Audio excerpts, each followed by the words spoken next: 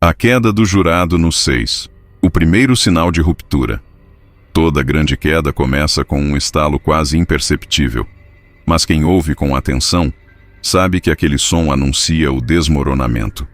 Na manhã abafada da segunda-feira, a sala do tribunal, onde o império de Sean Diddy Combs está sendo dissecado, sofreu uma alteração sutil, mas com consequências profundas. O jurado número 6, que até então havia permanecido silencioso e atento, foi removido do caso pelo juiz federal Arun Subramanian. E o motivo? Uma inconsistência simples, quase banal. O endereço onde ele morava. Mas no universo da justiça americana, especialmente em um julgamento de alto risco, poder e influência, nada é banal. O jurado teria mentido sobre morar no Bronx, quando, na verdade, residia em Nova Jersey. Isso, por si só, poderia parecer um detalhe técnico, uma falha de preenchimento. Mas foi o suficiente para o juiz substituí-lo imediatamente por um suplente. A questão que ficou no ar não foi apenas porque ele mentiu, mas quem estava desconfortável com a presença dele na sala. E mais importante, o que ele poderia ver, que não deveria ver. O impacto racial do afastamento. O jurado no 6 era o único homem negro do júri titular. E essa informação, por si só, acendeu alarmes. A defesa de Diddy reagiu imediatamente. Segundo seus advogados, a exclusão dele alterava o equilíbrio do júri e enfraquecia a diversidade do julgamento. Pelo histórico do caso, essa não é uma acusação qualquer. Diddy é negro. A maioria das testemunhas também. Um julgamento racialmente enviesado pode mudar completamente a leitura dos fatos e a maneira como o público os consome. Mas o juiz manteve a decisão. Frio, técnico, inabalável. Só que nem tudo que é legal é necessariamente justo.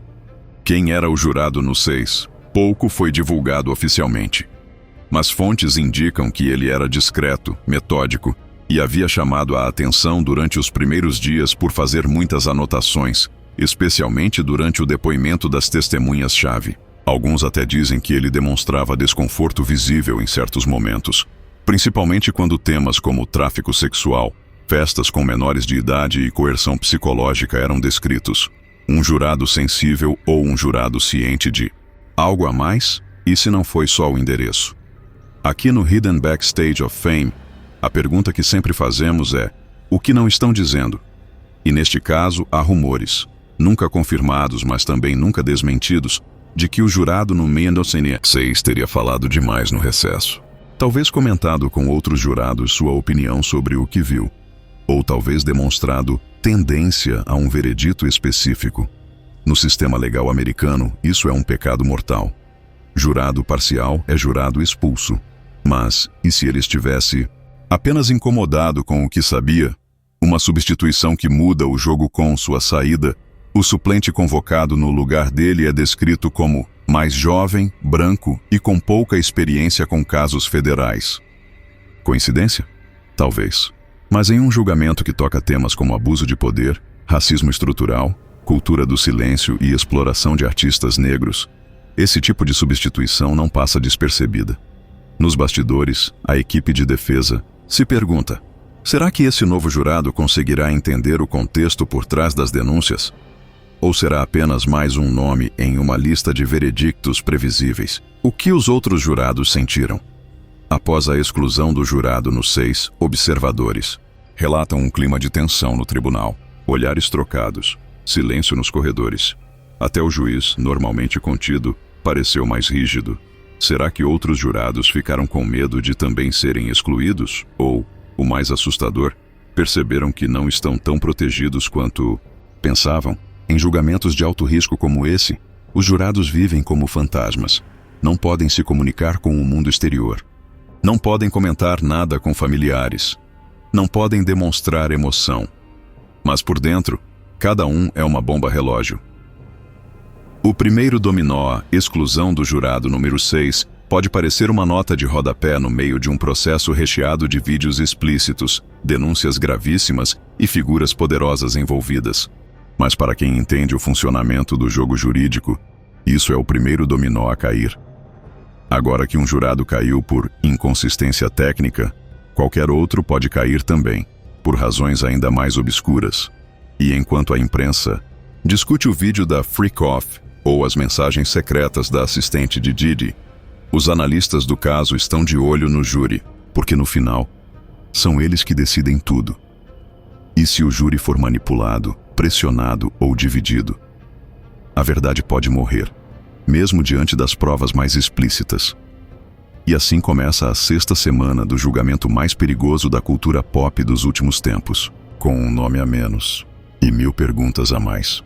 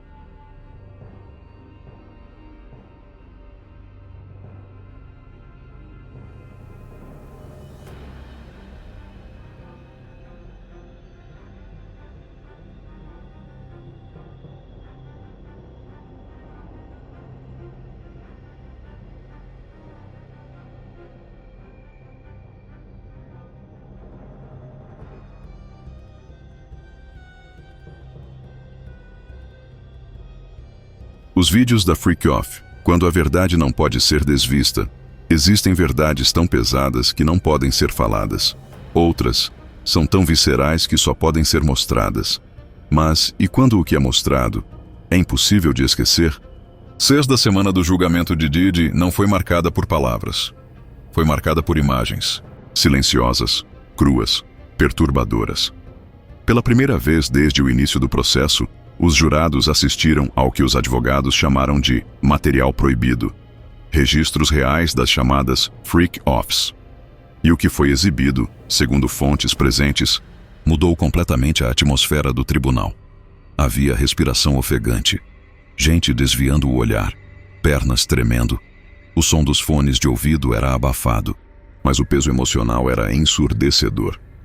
O que são as freak-offs? As freak-offs não são festas comuns. Segundo depoimentos anteriores, são eventos privados, ultra secretos, sem câmeras, sem celulares, sem regras, organizados por Didi em hotéis de luxo, mansões e jatinhos particulares. Essas festas reuniam acompanhantes, drogas, bebidas e celebridades. Mas o que acontecia lá ia além do divertimento adulto.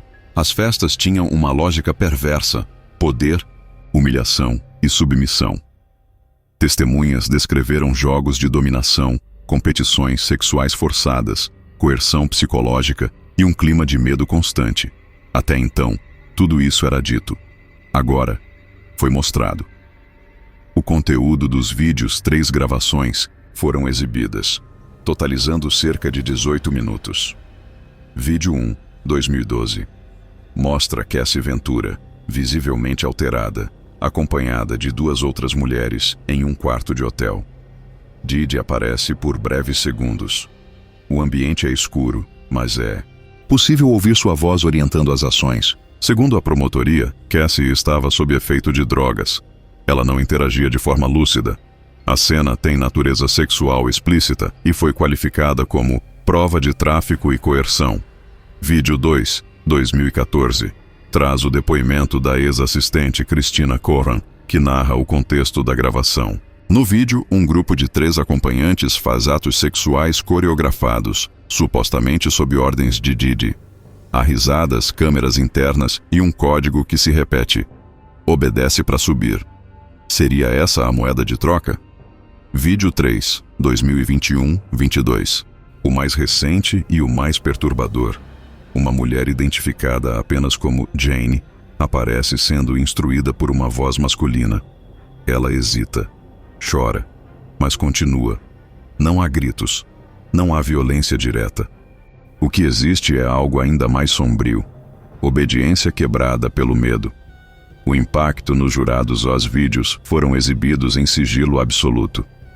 Cada jurado recebeu fones de ouvido. As imagens passaram por uma tela interna, não visível ao público ou à imprensa. Os advogados, juízes e envolvidos assistiram em silêncio absoluto. E foi nesse silêncio que a bomba caiu. Uma jurada chorou.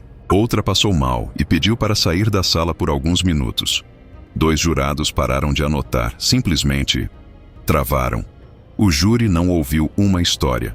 O júri viu uma ferida aberta. Por que esses vídeos importam? A promotoria sabia. Nenhum depoimento conseguiria transmitir o horror daquelas festas melhor do que uma câmera escondida. Provar coerção? As expressões de medo bastam. Provar tráfico? As agendas e reservas de hotel confirmam datas e locais. Provar organização? O mesmo padrão se repete ao longo de 10 anos. Esses vídeos não são apenas chocantes. São evidências diretas de que as freak-offs eram sistemáticas, planejadas e documentadas. Como Didi reagiu? Durante a exibição, Didi manteve a postura de sempre, olhar fixo, expressão neutra, nenhuma palavra. Mas, segundo observadores, ele passava a mão na coxa repetidamente. Um tique nervoso que só apareceu durante os vídeos. Sua equipe jurídica pediu uma pausa. Alegaram necessidade de reorganizar os argumentos. A defesa sabe, não dá para desfazer o que o júri viu, a imprensa não viu. Mas o mundo já sabe, a grande ironia, nenhum dos vídeos foi exibido ao público. Eles são selados, confidenciais, protegidos. Mas nos bastidores da internet, versões editadas, reconstruções com base em descrições e até artes geradas por IA começaram a circular. Títulos como Diddy's Freak Empire e Cassie Tapes viralizaram. Canais de investigação, blogs, podcasts e até celebridades começaram a comentar. Alguns pedem justiça, outros querem encobrir tudo. O poder das imagens. Uma frase ecoou nos bastidores do tribunal depois da exibição. Não há argumento que vença aquilo que foi visto. Mas a justiça não se move apenas por emoção. Ela precisa de fatos, testemunhas, contexto. A defesa vai tentar rebater. Vai tentar dizer que foi consensual, que foi encenado, que foi distorcido. Mas o júri viu. E agora, o que fazer com o que se viu? Imagens não têm piedade. Elas não mentem. E uma vez gravadas, vivem para sempre. Mesmo que o sistema tente enterrá-las. Dados proibidos, vazamentos, celulares e o rastro de Coram. Às vezes, a verdade não está nos gritos. Está nas mensagens que alguém tentou apagar, mas esqueceu de esvaziar a lixeira. Enquanto os holofotes focavam no horror das freak-offs, algo ainda mais silencioso, mas não menos explosivo, acontecia nos bastidores do julgamento de Diddy. E não era um depoimento. Não era um vídeo. Era um vazamento. Na quarta-feira da sexta semana de julgamento, fontes internas confirmaram que documentos sigilosos do processo foram expostos na Deep Web, em fóruns protegidos por criptografia. Trechos de conversas, prints, arquivos de áudio, agendas de viagem, tudo com um traço em comum. O nome de Christina Coram, ex-assistente pessoal e ex-diretora de operações da Combs Enterprises. Coram era conhecida como a mão que organizava o caos. Mas agora passou a ser chamada de a gerente do terror. O vazamento. De acordo com a promotoria, os dados foram extraídos de um backup corporativo feito em 2022, quando Diddy ainda tentava blindar seus negócios de uma possível investigação federal. O que ninguém esperava é que esse material ainda existia, e em algum lugar fora do controle dos advogados. Os arquivos foram entregues, anonimamente, a agentes federais que atuam no caso. Mas a pergunta que se fez nos bastidores foi outra. Se já foi vazado uma vez, o que mais ainda está escondido? Quem é Christina Coram? Coram entrou para a equipe de Diddy em 2017, e segundo ela mesma, sua função era organizar a agenda, as viagens, as parcerias e manter tudo sob controle. Mas os registros mostram outra coisa. Ela era quem reservava os quartos das festas privadas, quem escolhia as acompanhantes que iriam atender convidados, quem comprava passagens em nomes falsos, quem pagava o silêncio de quem ameaçava falar. Ela aparece em e-mail solicitando kit de bem-estar para uma suíte em Beverly Hills. Nos áudios, é possível ouvi-la dizendo frases como: mantenha ela dopada até o final da noite. A gente limpa tudo amanhã. Se ela ameaçar ir à polícia, me avisa antes. O celular número 3A, peça-chave dessa avalanche de provas, é um terceiro celular, apreendido em um apartamento corporativo usado por Coram em Manhattan. Esse celular nunca havia sido listado como parte do material oficial da investigação. Era um burner phone, um aparelho descartável, sem rastreamento, usado apenas para comunicações sensíveis. Dentro dele, agentes encontraram áudios curtos com ordens diretas de Diddy, fotos de notas em dinheiro empilhadas, capturas de tela de transferências por apps como Zelle e Cash App, nomes codificados de convidadas e códigos de conformidade. Algumas mensagens traziam frases como: ela não pode sair do quarto. Diz pra ela que só entra no clipe se fizer direitinho. O cara de Dubai chega às 23 horas, prepara tudo. O código da submissão. Nos arquivos vazados, havia uma planilha chamada Levels, versão final. Ela categorizava mulheres em 3 níveis: frescas, treinadas e iniciadas. Cada nível tinha regras de comportamento, recompensas e até orientações sobre quais drogas poderiam ser aplicadas antes das festas. Nomes famosos apareciam nos bastidores: artistas, influenciadores, atrizes em início de carreira. Nada era acidental. Tudo era planejado. E segundo a acusação, Coram era a chave mestra desse sistema. A reação da defesa aos advogados de Diddy imediatamente classificaram o vazamento como informações ilegais, fora de contexto e manipuladas. Eles alegam que Horan agia por conta própria e que nunca houve autorização superior para os atos descritos. Mas o problema é que entre os áudios há pelo menos 4 com a voz de Diddy dando ordens diretas. Inclusive, se ela fizer escândalo, apaga o número dela e muda o hotel. Oferece o pacote Vegas, ela vai aceitar. Isso não é boato. Isso é prova digital, autenticada por agentes federais, as pistas apagadas, que nunca sumiram. Outro detalhe do capítulo é a tentativa desesperada de apagar os rastros. Aplicativos foram deletados, contas desativadas, prints destruídos. Mas quem entende de tecnologia sabe. Nada some para sempre. Metadados, backups, automáticos, sincronizações em nuvem. Horan tentou encobrir suas pegadas, mas esqueceu que o chão estava molhado de sangue digital. A pergunta que ninguém quer fazer: Diddy sabia de tudo? A resposta oficial da defesa é não, mas os dados indicam que sabia, comandava e cobrava eficiência. E em alguns áudios, a frieza é assustadora. Quero as meninas da outra vez, as 2 que não reclamaram. Diz para elas que é só diversão, depois elas aprendem. Se os vídeos da Freak Off chocaram, os dados mostram que aquilo não foi acidente, foi sistema, foi máquina, foi indústria. Esses vídeos não são apenas chocantes, são evidências diretas de que as Freak Offs eram sistemáticas, planejadas e documentadas. Como Diddy reagiu? Durante a exibição, Diddy manteve a postura de sempre, olhar fixo, expressão neutra, nenhuma palavra. Mas, segundo observadores, ele passava a mão na coxa repetidamente, um tique nervoso que só apareceu durante os vídeos. Sua equipe jurídica pediu uma pausa. Alegaram necessidade de reorganizar os argumentos.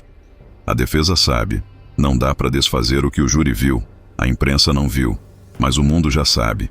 A grande ironia, nenhum dos vídeos foi exibido ao público. Eles são selados, confidenciais, protegidos. Mas nos bastidores da internet, versões editadas, reconstruções com base em descrições e até artes geradas por IA começaram a circular. Títulos como Diddy's Freak Empire e Cassie Tapes viralizaram. Canais de investigação, blogs, podcasts e até celebridades começaram a comentar. Alguns pedem justiça, outros querem encobrir tudo. O poder das imagens, uma frase ecoou nos bastidores do tribunal depois da exibição. Não há argumento que vença aquilo que foi visto. Mas a justiça não se move apenas por emoção. Ela precisa de fatos, testemunhas, contexto. A defesa vai tentar rebater, vai tentar dizer que foi consensual, que foi encenado, que foi distorcido. Mas o júri viu. E agora? O que fazer com o que se viu? Imagens não têm piedade. Elas não mentem. E uma vez gravadas, vivem para sempre. Mesmo que o sistema tente enterrá-las. Provas secretas, justiça em risco. Quando o Estado entra em cena. Quando o jogo fica grande demais para os tribunais, o Estado observa e, às vezes, age nas sombras. A essa altura do julgamento de Sean Diddy Combs, o que começou como uma batalha entre acusação e defesa se transformou em algo muito maior, muito mais profundo, muito mais perigoso. Na 6ª semana do processo, agentes federais do Departamento de Segurança Interna, DHS, e do FBI passaram a atuar diretamente na investigação, assumindo o controle de provas confidenciais, documentos, criptografados e redes de dados obtidas por mandados sigilosos. A pergunta agora não era mais: Diddy é culpado? Mas sim, quantas pessoas sabiam? Quem está envolvido?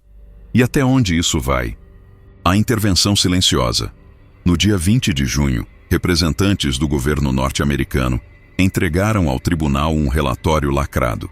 Esse relatório, conforme jornalistas de tribunais especializados confirmaram, continha novas provas digitais, recuperadas de servidores no exterior, registros de movimentações financeiras suspeitas, indícios de tráfico humano internacional.